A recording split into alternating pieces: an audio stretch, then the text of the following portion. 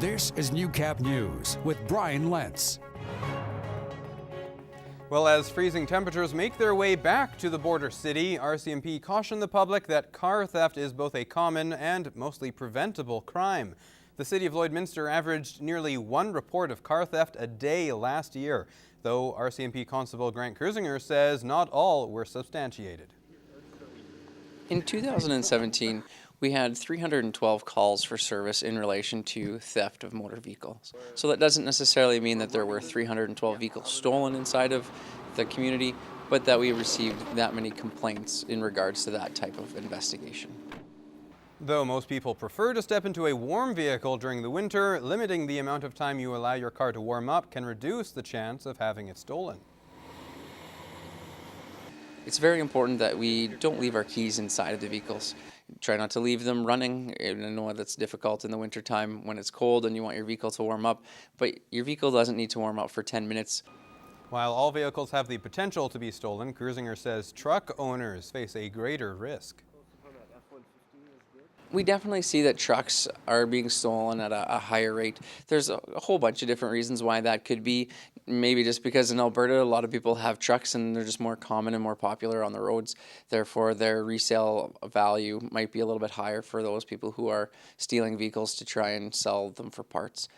Other reasons for vehicle thefts include people needing rides when it gets too cold out to walk. Well, the changes and stress of the new year can affect us all, but some strategies to deal with stress only require a few minutes of the day. In this week's Healthy Living, Josh Ryan looks at the Lloydminster Region Health Foundation's initiative to help children focus on the mind. Of the many challenges teachers have in their classrooms, the mental health of students has risen to the forefront in this technology-dominated age. Our attention spans have really been shrunk, so teachers obviously see that on the front line with students and children every day, and they're saying, you know, we're desperate for anything here. Radke's Mindfulness in Schools initiative is about helping kids build focus and manage emotions, something often lost in the resolution season of January. And it's nice for the New Year's message to be a little bit more about mental fitness all the time. We all know about the physical fitness. It doesn't always have to be in a bodybuilding, gym, weightlifting setting. There's other ways to do it as well. Mindfulness is about paying attention to the present moment, which Radke says has gotten a positive reception. Teachers say, you know, this is fantastic. It seems to calm the room right down, and it gives the kids tools that they can use on their own. These strategies, which heavily employ forms of meditation, are applicable for any demographic, evidenced by a demonstration at Rotary this week.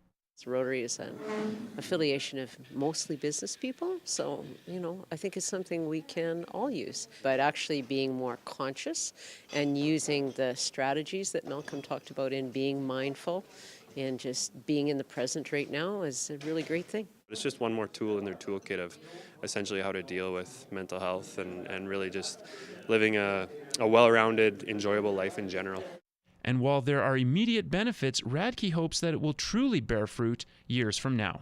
So that's on the proactive community health side. So if we can work with these students now, you know, hopefully avoid some mental health issues later on in life while we continue to work with mental health professionals for more serious issues happening right now. Josh Ryan, Newcap News.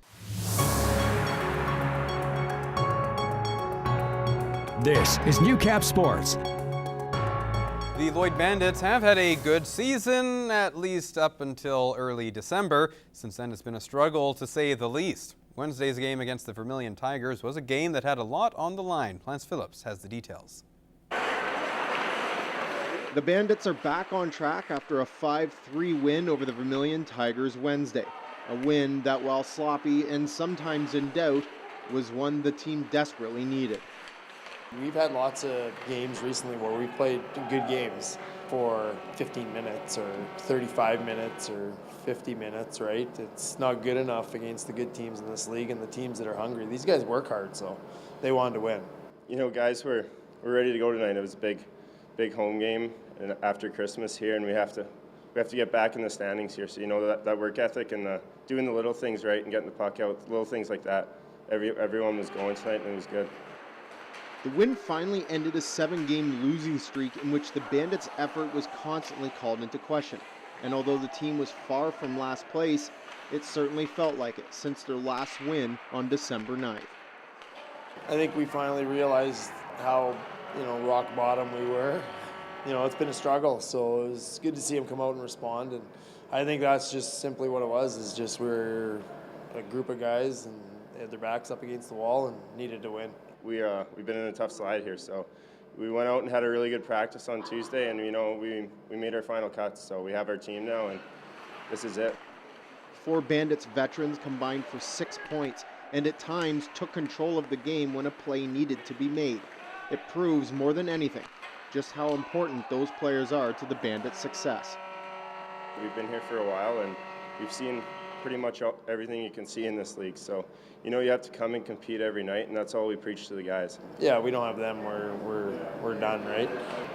They've been upbeat through the whole thing, and I think guys are, hopefully ready to start working for those guys again. Lance Phillips, Newcap Sports, Lloydminster. The CJHL trade deadline has come and gone, and for most teams it's a flurry to either improve their rosters or sell off players. As Josh Ryan and Lance Phillips point out, the latter seems to be true for one local team. Thanks very much, Lance. The CJHL trade deadline has passed us by as of Wednesday evening, and the Bonnyville Pontiacs once again, several players on the move from their roster, including key player Derek Brown, who is on his way to the Vernon Vipers of the BCHL. Are you surprised by this move or no? No, I'm not surprised. Neither should Bonnyville Pontiacs fans. They traded about a month ago PJ Morocco, arguably their best player, to the Chilliwack Chiefs. Derek Brown immediately requested a trade out of Bonnyville. He got it. He wanted to go to a contender. He gets that as well. Vernon is the top team in the BCHL, the only team to lock down a playoff spot. The benefit for Bonnyville here is that they're going to get 7 players, which are the future considerations, coming back for those 2 players. So they're going to get a crop of really great players. And if I know Rick Swan, he's already got his eyes set and has already picked out those players, and their guys are going to benefit them for next season. Now, speaking of next season, they'll have a different look at goaltender as Sandro Sylvester is on his way back home to Gatineau. Are you surprised by that move, or is there a reason for that one? No, again, not surprising. Sandro's played very well for Bonnyville, and believe me, they wouldn't be in a lot of the situations they were in without him. Right. But he gets a chance to go back home. He's close to Montreal, which is where he's from. And the Bonnyville Pontiacs have Justin Travis, the backup, who's played very well, most recently against Spruce Grove. He really held his own, even though he didn't get a lot of help from his defensive core. He's a guy they're going to lean on going forward. Absolutely. So this is really a move for the future with the amount of assets they've accumulated. Yeah, it really is. Make no mistake, this is a team that can compete this year, and Rick Swan believes that. They've got about 20 games left in their schedule. Their top line, Adam Panacci, Lucas Thorne, Bobby Young, all Ontario guys, have proven themselves already as young rookies in this league. Give them 20 more games, this team could make some noise in the playoffs that they're going to make. The drawback is they're going to have to play either the first, second, or third place team in the AJHL, which is going to cause them some grief. But again, could make some noise. Next year is the team that they're really building for. They're going to get those 7 players I mentioned before. They're going to have more experience, and this is a team that will make some noise in 2018-2019. Well, even if that noise doesn't come this season, Bonnyville Pontiac fans have plenty to be excited for going forward. With oil averaging about $60 US a barrel, there's cautious optimism about the global economy in 2018. In this week's Agriculture Report, Jared Lampo gets a look at agriculture's economic picture. What really matters is demand for the commodities that we sell. JP Gervais is Vice President and Chief Economist with Farm Credit Canada. He says world demand for oilseeds and grain is pretty strong. World supplies are growing, but demand remains robust, so prices are relatively stable. He also thinks the Canadian dollar will stay at a relatively low level. It's been going up slightly lately, but I do expect that the rate or the exchange rate to come down maybe underneath 80 cents on average for 2018. And that's still going to contribute to actually raise the demand for Canadian commodities. On the supply side, we will have to wait to see how the weather impacts production. Gervais feels even an average crop production year will put producers in good standing. On the livestock side, there's been growth in U.S. supplies, especially in cattle, poultry, and hogs. Here again, his focus is on the strength of domestic demand in Canada. We've seen retail prices come down slightly. Not as much as perhaps everybody would have liked, but we've seen competitive pressures at the retail level actually play out in support of demand for red meat, among other things, and as well as even on the dairy side. With strong domestic demand, he says hog margins could be above the 5-year average, but things could be tighter for cattle. For Saskatchewan, a specific concern is the impact of India's tariff on chickpeas, since the Asian giant is Canada's largest pulse consumer. At the end of the day, it gives one less option to Canadian producers. So whereas demand for oilseeds and grains remain relatively strong, the fact that some of the acres that we would normally see, or that we've seen in the past few years go to the pulses, we're likely to see these acres go into canola and wheat. So an increase in canola production could also put pressure on prices. Gervais sees this as an area to monitor. There's also concern for NAFTA and TPP negotiations. With the NAFTA hanging on the ropes, the hope remains for a TPP minus the U.S. There's also the European market. It's going to take a little bit of time for Canadian businesses and producers to see the benefits of this deal for many different reasons. There are standards that Canadian exporters need to meet and before they actually get to start exporting to Europe. But obviously, to be opening up a market as big as Europe at a time where we're not even sure the status of our access to the U.S., actually, I think it's a pretty good thing.